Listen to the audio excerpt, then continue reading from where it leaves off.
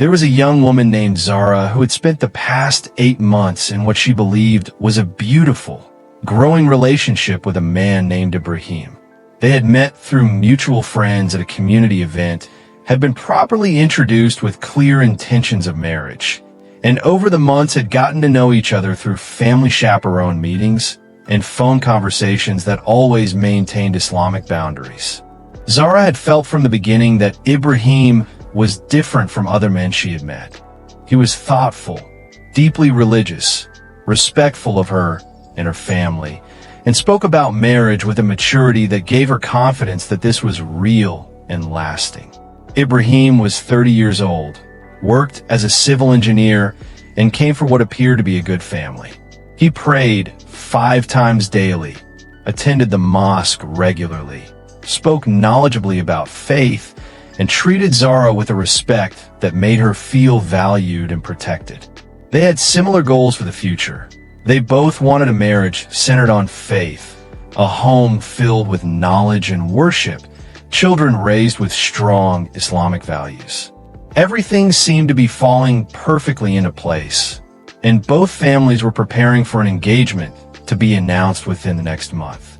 What Zara didn't know, what Ibrahim had been desperately trying to hide from her despite the growing weight of guilt pressing on his chest, was that his family had been pressuring him for weeks to tell her a truth that would change everything.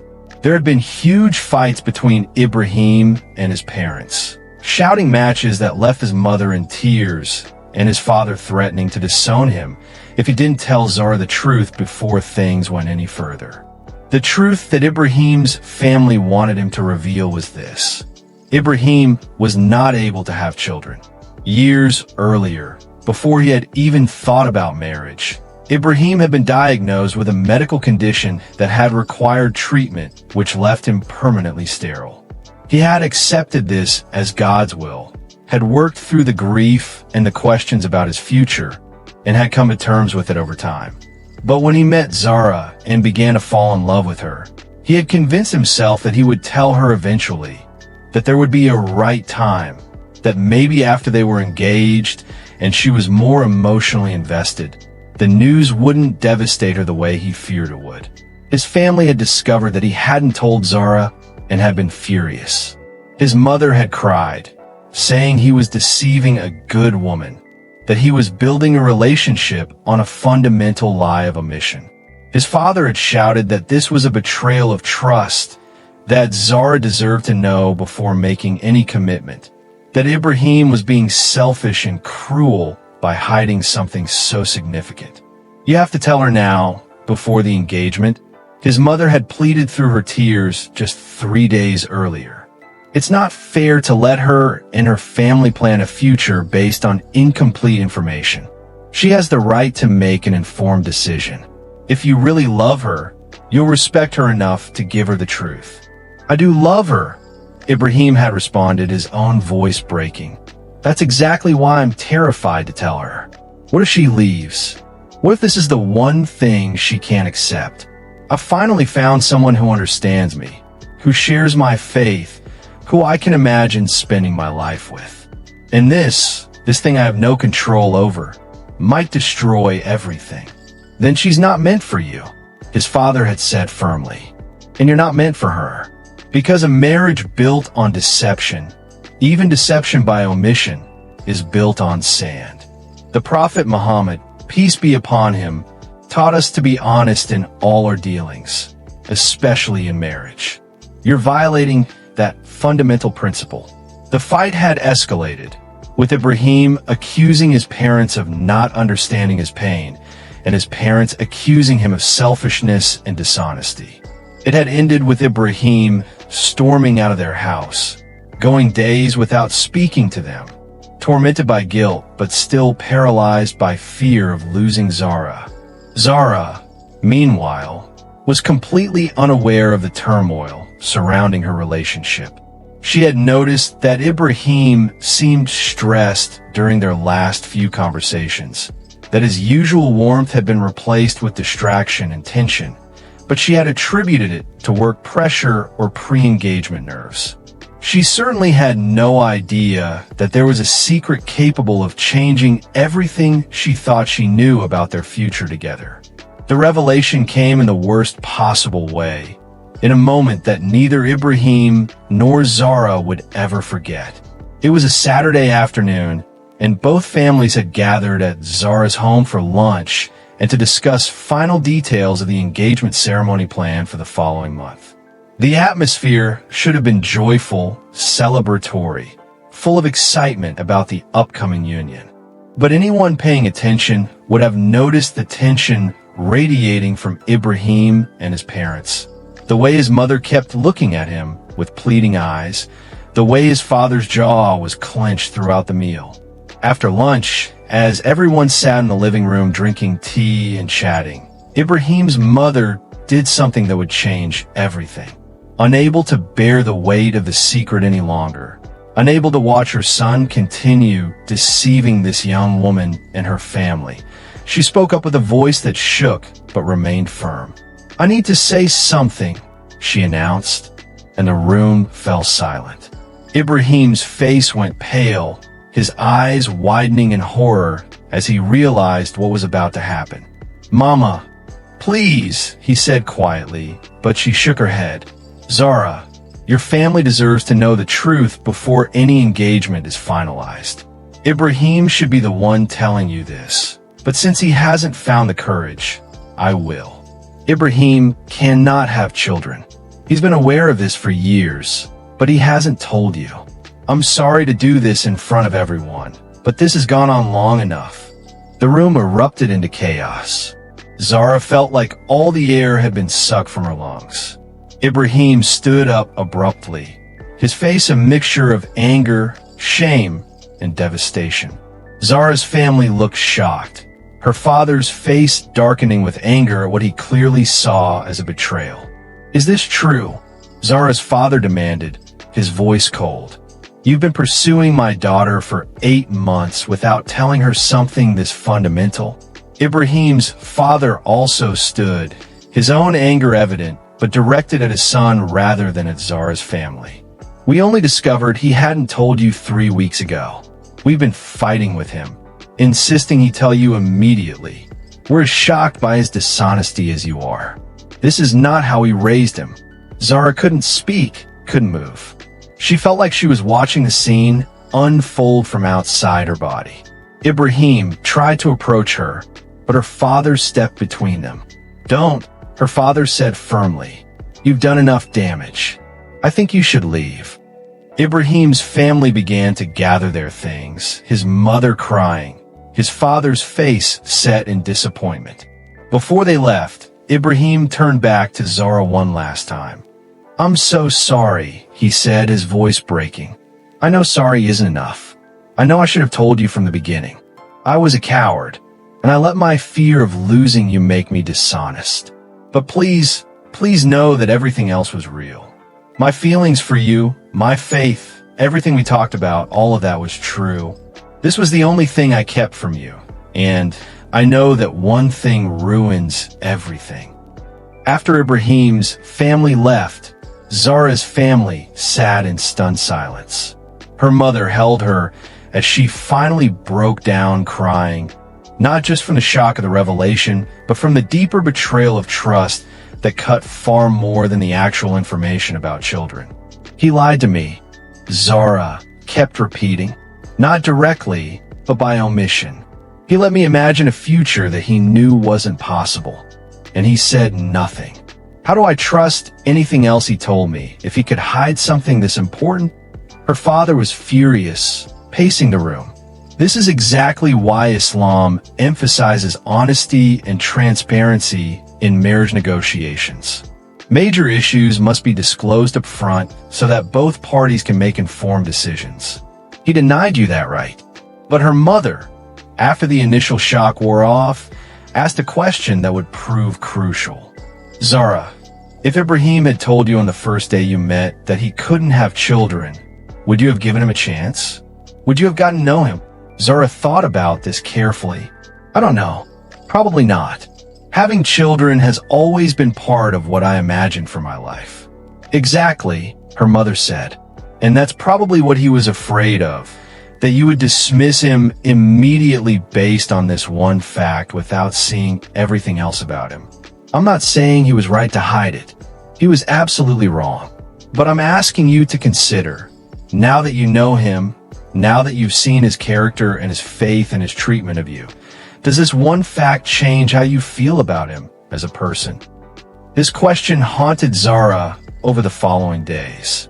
The engagement was officially postponed indefinitely. Ibrahim tried to call and text, but Zara couldn't bring herself to respond. She needed time to process, to understand her own feelings, to separate her anger at the deception from her feelings about the actual revelation.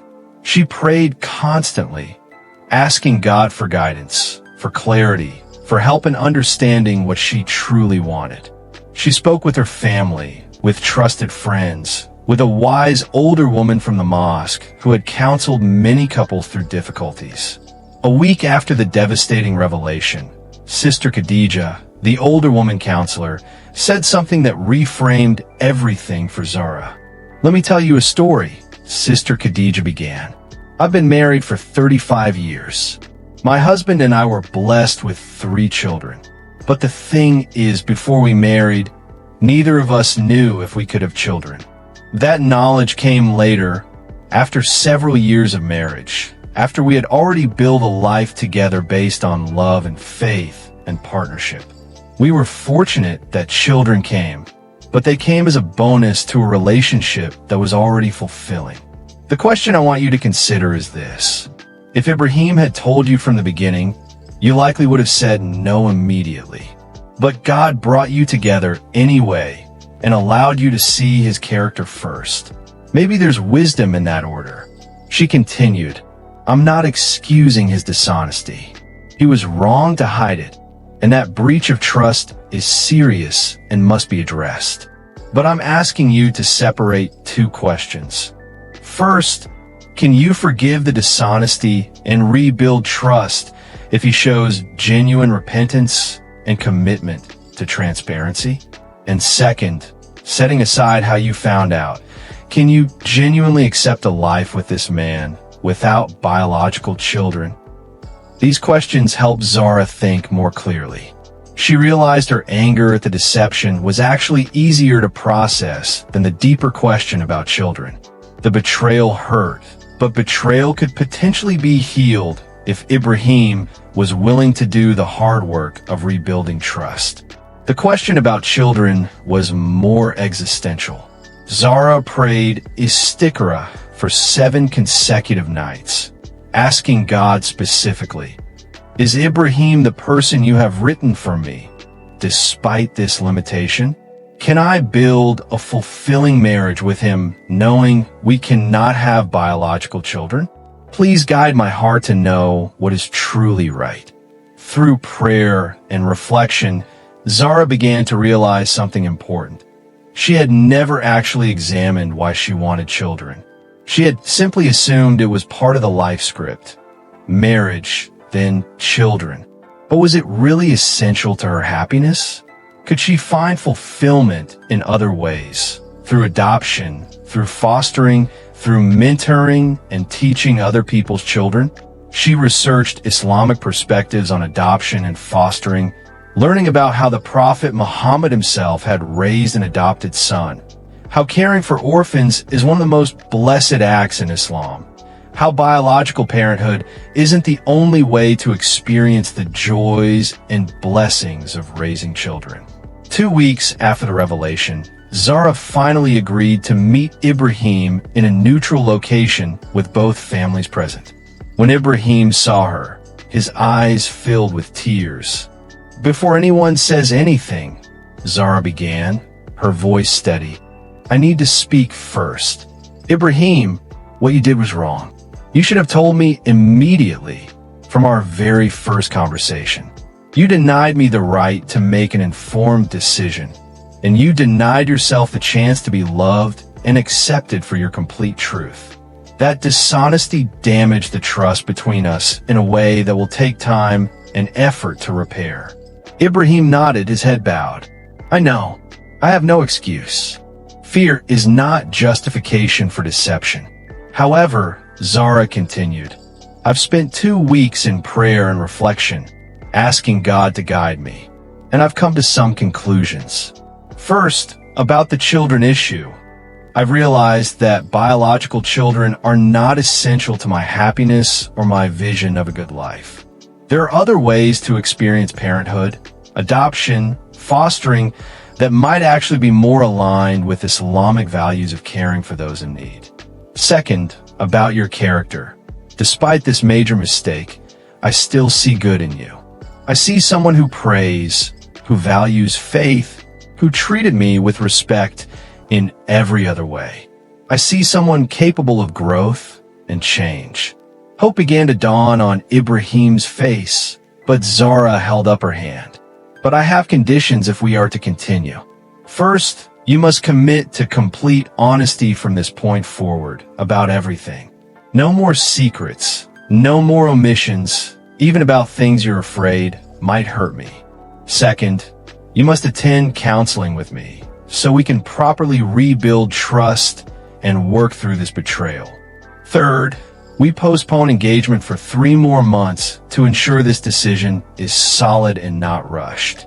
And fourth, you must apologize to my family for deceiving them and accept whatever conditions they set for rebuilding their trust in you. Ibrahim immediately agreed to everything.